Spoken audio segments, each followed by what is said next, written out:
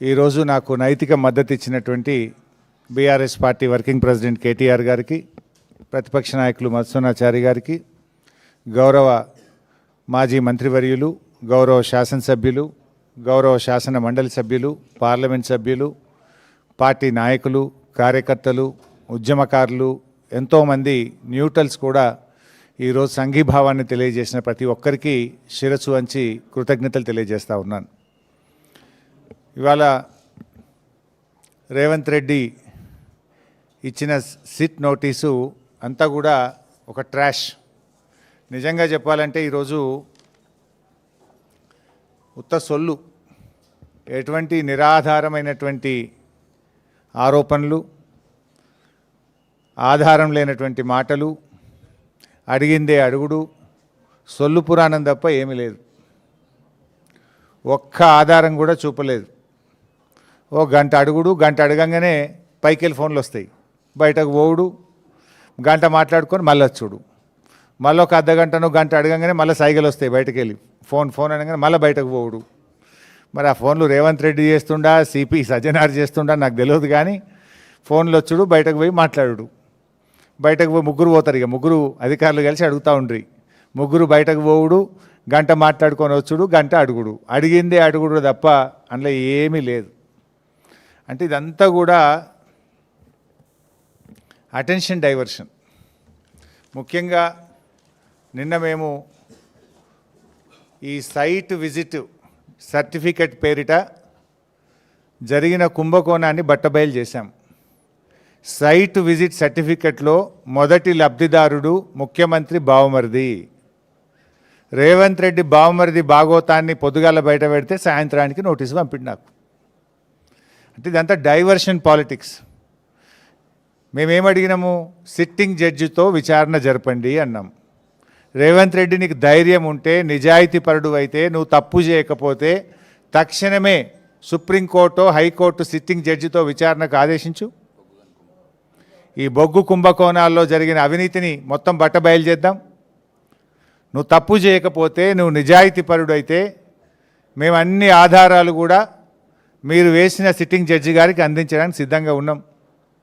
నువ్వు చీటికి మాటికి సిట్లు వేస్తున్నావు కదా, కమిషన్లు వేస్తున్నావు కదా. ఇవాళ మేము అన్ని ఆధారాలతో సూటిగా ఆరోపణ చేస్తున్నాం. నీ బావమరిదే మొదటి లబ్ధిదారుడు, నీ బావమరిదే ఈ రింగుకు మొత్తం కింగ్ పిన్ను, నీ బావమరిదే ఈ సింగరేణిలో 1000 కోట్ల కుంభకోణానికి తెరలేపిండు. నువ్వు అంత నిజాయితీపరుడు అయితే, తప్పు చేయకపోతే కమాన్ సిట్టింగ్ జడ్జితో విచారణకు ఆదేశించు, మేము రుజువు చేస్తాం. ధైర్యం ఉంటే ఆదేశించు. అంటే మీ భాగోతాలు బయటపడ్డాయి. ఇవాళ ముఖ్యమంత్రి గారు, భట్టి గారు, కోమటిరెడ్డి గారి మధ్య వాటాల పంపకం మొత్తం రోడ్డు మీదకి వచ్చింది, ప్రజల్లో పడ్డది. టెండర్ల మీ పోరాటం, టెండర్లు నాకంటే నాకని మీరు కొట్లాడుకునేదంతా ప్రజలకు అర్థమైంది. దాని నుంచి డైవర్ట్ చేయడానికే ఈ సిట్టు, ఈ లట్టు పొట్టు, ఏదో చిల్లర నోటీసుల కథ పెట్టినావు నువ్వు. సరే, మాకు చట్టం మీద గౌరవం ఉంది, తప్పకుండా గౌరవిస్తాం, ఎన్నిసార్లు పిలిచినా హాజరవుతాం. మాకు ఉద్యమాల నుంచి వచ్చిన కార్యకర్తలం మేము. కేసీఆర్ గారి నాయకత్వంలో రాటుదేలిన బీఆర్ఎస్ బిడ్డలం, తెలంగాణ ఉద్యమ కన్న బిడ్డలం. ఉద్యమాలు, పోరాటాలు మాకు కొత్త కాదు, అక్రమ కేసులు అంతకంటే కొత్త కాదు, అరెస్టులు అనేటివి మాకు కొత్త కాదు. ఆనాడైనా కేసీఆర్ గారి నాయకత్వంలో వందలాది కేసులు పెట్టిన నిజాయితీగా తెలంగాణ ప్రజల పక్షాన కేసీఆర్ గారి నాయకత్వంలో పోరాడినాం. జైళ్ళల్లో పెట్టిన రెట్టించిన ఉత్సాహంతో తెలంగాణ కోసం పోరాడినాం. ఇలా మేము మీ కాంగ్రెస్ నాయకుల లెక్క సిట్ నోటీసులు రాగానే పారిపోయేటోళ్ళం కాదు. మీరు పిలిస్తే వచ్చినాం, బాజాప్తా వస్తాం. మీరు ఎన్ని ప్రశ్నలు అడిగినా సమాధానాలు చెప్తాం. ఈ అక్రమ కేసులు, ఎందుకంటే ఇవన్నీ ఇట్లాంటి అక్రమ కేసులు ఆనాడు సమైక్య రాష్ట్రంలో సమైక్యవాదులు మా మీద అనేక అక్రమ కేసులు పెట్టినారు. ఇన్ఫ్యాక్ట్ మీరు ఇచ్చిన నోటీసులు మాకు దక్కిన గౌరవంగా భావిస్తాం. ఎందుకు ఈ మాట అంటున్నా అంటే, పొద్దుగాల నీ బామ్మర్ది భాగవతం బయట పెడితే సాయంత్రం నోటీస్ ఇచ్చినావు. ఇది రాష్ట్ర ప్రజలందరికీ అర్థమైపోయింది కదా. అంటే నువ్వు నీ భాగవతాన్ని బయటపడకుండా ప్రజల్లో పడకుండా అటెన్షన్ డైవర్షన్ కోసం నువ్వు నోటీస్ ఇచ్చినావు. ఈ మాత్రం రాష్ట్ర ప్రజలకు అర్థం కాదా? రాష్ట్ర ప్రజలు అన్ని విషయాలు గమనిస్తూ ఉన్నారు. ఇన్ఫ్యాక్ట్ నువ్వు ఒక ప్రైవేట్ కంప్లైంట్లో కోట్ల రూపాయల డబ్బు ఖర్చు పెట్టి సుప్రీంకోర్టు న్యాయవాదులను పెట్టి నన్ను అక్రమ కేసులో ఇరికించాలని ప్రయత్నం చేసినావు. హైకోర్టు కొట్టేసింది. నువ్వు సుప్రీంకోర్టుకు కూడా పోయినావు. సుప్రీంకోర్టు కూడా కొట్టేసింది. న్యాయం గెలిచింది, ధర్మం నిలిచింది. అయినా నువ్వు మళ్ళా ఇంకో కేసులు ఇరికిద్దాము అని మళ్ళొక సిట్టు పెట్టినావు. ఇప్పటికీ నువ్వు 6 గ్యారంటీలు ఎగబెట్టినావు. నువ్వు యనుమల రేవంత్ రెడ్డి కాదు, ఎగవేతల రేవంత్ రెడ్డి అంటే మానకొండూరు పోలీస్ స్టేషన్లో కేసు పెట్టినావు. రైతు రుణమాఫీ చేయలేదు, దేవుని మీద ప్రమాణం చేసి రైతుల్ని దేవుణ్ణి మోసం చేసినావు రేవంత్ రెడ్డి అంటే యాదగిరిగుట్టల కేసు పెట్టినావు. వరద బాధితుల్ని పరామర్శించడానికి పోతే ఖమ్మంలో రాళ్ల దాడి చేపించి ఖమ్మంలో కేసు పెట్టినావు.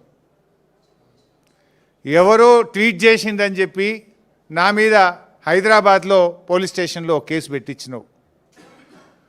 ఘోష్ కమిషన్ వేసి కమిషన్ పేరిట డైవర్షన్ రాజకీయాలు చేస్తే అసెంబ్లీ సాక్షిగా ఆ కమిషన్లో ఉన్న విషయాలను కుండబద్దలు కొట్టినట్టు 6 మంది మంత్రులు మీరు మాట్లాడినా ఎంత డైవర్షన్ చేసినా ఆ కమిషన్ అంతా డొల్లా అని ఆధారాలతో సహా అసెంబ్లీ సాక్షిగా వివరించాం.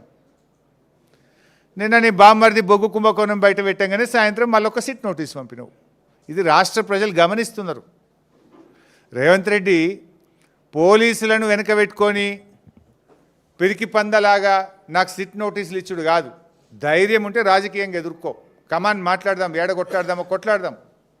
నీకు ధైర్యం ఉంటే 6 గ్యారెంటీల మీద మాట్లాడదాం, రైతు రుణమాఫీ మీద మాట్లాడదాం, బొగ్గు కుంభకోణం మీద మాట్లాడదాం, ఇండస్ట్రీస్ కుంభకోణం మీద మాట్లాడదాం, భూముల కుంభకోణం మీద మాట్లాడదాం, పవర్ కుంభకోణం మీద మాట్లాడదాం, ఏ కుంభకోణం మీద మాట్లాడదాం. నీ ప్రభుత్వం కుంభకోణాలకు నిలయంగా మారింది. నీ ప్రభుత్వం ఇవాళ మొత్తం ఎక్కడికక్కడ దోచుకొని తింటా ఉన్నారు. ప్రజలకు ఇచ్చిన గ్యారంటీలు గాలికి వదిలేసిండ్రు. అందిన కాడికి దండుపాలెం ముఠాలాగా దోచుకుంటా ఉన్నారు మీరు. మీ దోపిడికి మేము అడ్డు వస్తున్నామని, నీ దోపిడిని కేటీఆర్ గారు మా బీఆర్ఎస్ నాయకులు ఎక్కడికక్కడ ప్రశ్నిస్తున్నారని నువ్వు చిల్లర రాజకీయాలకు పాల్పడతా ఉన్నావు. నువ్వు ఎన్ని కుట్రలు పన్నినా, నువ్వు ఎన్ని కేసులు పెట్టినా, నువ్వు ఎన్ని నోటీసులు ఇచ్చినా బీఆర్ఎస్ గొంతులు సింహంలాగా గర్జిస్తూనే ఉంటాయి. నిన్ను అడుగడుగునా తెలంగాణ ప్రజల పక్షాన ప్రశ్నిస్తూనే ఉంటాయి. ఎక్కడ కూడా వెనకడుగు వేసే ప్రశ్నే లేదు. నువ్వు రేపు ప్రజాకోర్టులో సమాధానాలు చెప్పాలి. రేపు ప్రజలు నిన్ను తప్పకుండా ఇప్పటికే నీ మంత్రులను నీ ఎమ్మెల్యేలను ఎక్కడ పోతే అక్కడ నిలదీస్తున్నారు ప్రజలు. పోలీసులను అడ్డం పెట్టుకొని పారిపోతున్నారు నీ మంత్రులు నీ ఎమ్మెల్యేలను ప్రజలు నిలదీస్తూ ఉన్నారు. రోడ్డుకు అడ్డం కారుకు అడ్డం నిలబడి పట్టుకొని అడుగుతూ ఉంటే పోలీసులను పెట్టుకొని పారిపోతూ ఉన్నారు. రేపు ప్రజలు తిరగబడే రోజులు కూడా దగ్గరలో ఉన్నాయి.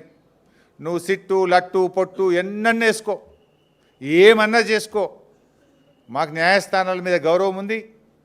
నువ్వు ఎక్కడికి పిలిచినా వస్తా, ఎన్నిసార్లు పిలిచినా వస్తా, నిజాయితీగా సమాధానాలు చెప్తాం. మేము భయపడం. చట్టం మీద మాకు గౌరవం ఉంది. నీ చిల్లర రాజకీయాల మీదనే మాకు అసహ్యం ఉంది. వెగటు పుడతా ఉంది ప్రజలకు. నీ భాష, నీ మాటలు వింటా ఉంటే రోత పుడతా ఉంది ఇలా రాష్ట్ర ప్రజలకు. రేవంత్ రెడ్డి గారు చూసుకో, అసలే ఇడిచిపెట్టాం, నేను ఇంకా గట్టి కొట్లాడతాం. నీ 6 గ్యారెంటీల అమలు మీద, నీ కుంభకోణాల మీద మేము మా పోరాటాలు జరుపుతూనే ఉంటాం. మాది ఉద్యమ పార్టీ, రాష్ట్రం సాధించిన పార్టీ బీఆర్ఎస్ పార్టీ. మేము కేసీఆర్ సృష్టించిన సైనికులం, కార్యకర్తలం. మేము మాకు త్యాగాలు తెలుసు, మాకు పోరాటాలు తెలుసు. నీలాగా వెన్నుపోట్లు, కుట్రలు, కుతంత్రాలు, చీకటి రాజకీయాలు మాకు తెలియవు. మా కేసీఆర్ నేర్పింది పోరాటం, త్యాగం, ప్రజల పక్షాన నిలబడడం మా కేసీఆర్ గారు నేర్పినారు. నువ్వు ఎన్ని సిట్ నోటీసులు పంపుతో పంపు, మేము భయపడేది లేదు. కానీ నువ్వు దర్యాప్తు పేరు మీద ఆడుతున్నటువంటి ఈ నాటకం తెలంగాణ ప్రజలు నిశ్చితంగా గమనిస్తూ ఉన్నారు. నాకు తెలిసి ఇవాళ మళ్ళీ లీక్ ఇస్తారు. ఇట్లయిందట అట్లయిందట, లోపలనో ఓ చిల్లర లీక్ ఇస్తారు. దమ్ముంటే వీడియో బయటపెట్టు. మొత్తం వీడియో రికార్డింగ్ అయింది కదా. I am challenging Revanth Reddy. ఇవాళ జరిగిన నన్ను అడిగిన ప్రశ్నలు నేను చెప్పిన సమాధానాలు మొత్తం వీడియో బయటపెట్టి రాష్ట్ర ప్రజలు చూస్తారు. చిల్లర లీకులు ఎందుకు ఇస్తావు? మళ్ళీ నాకు తెలిసి ఇప్పుడు సాయంత్రం లీక్ ఇస్తారు. లీకుల ప్రభుత్వం ఇది. లీకుల ప్రభుత్వం, స్కామ్ల ప్రభుత్వం. లీకుల మీదనే ప్రభుత్వాన్ని నడుపుతున్నాడు రేవంత్ రెడ్డి. ఎంతకాలం నడుపుతావు లీకులను? ఈ లీకులు, ఈ చిల్లర రాజకీయాలు, ఈ బురద రాజకీయాలు నడవయి. ప్రజలకు డెలివరీ కావాలి.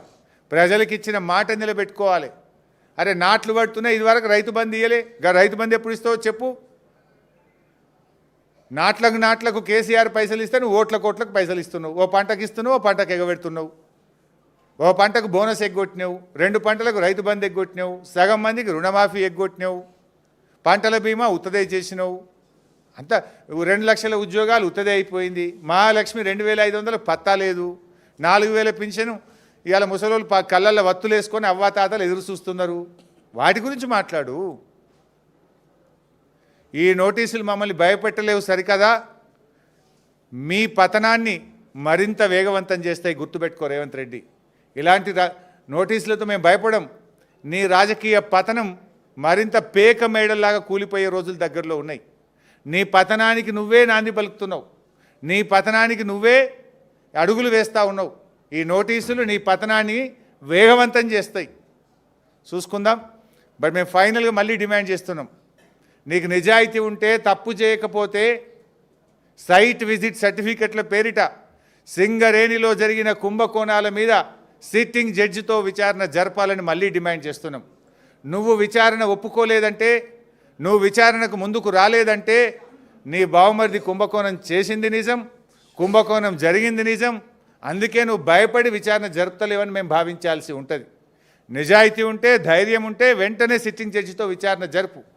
లేదంటే మా అంటే 2 ఏళ్ళే కదా, బీఆర్ఎస్ ప్రభుత్వం వచ్చేది ఖాయం, విచారణ జరిపేది ఖాయం, మీ అవినీతిని కక్కిచ్చేది ఖాయం, కటకటాల వెనుక మిమ్మల్ని పెట్టేది ఖాయం. Thank you.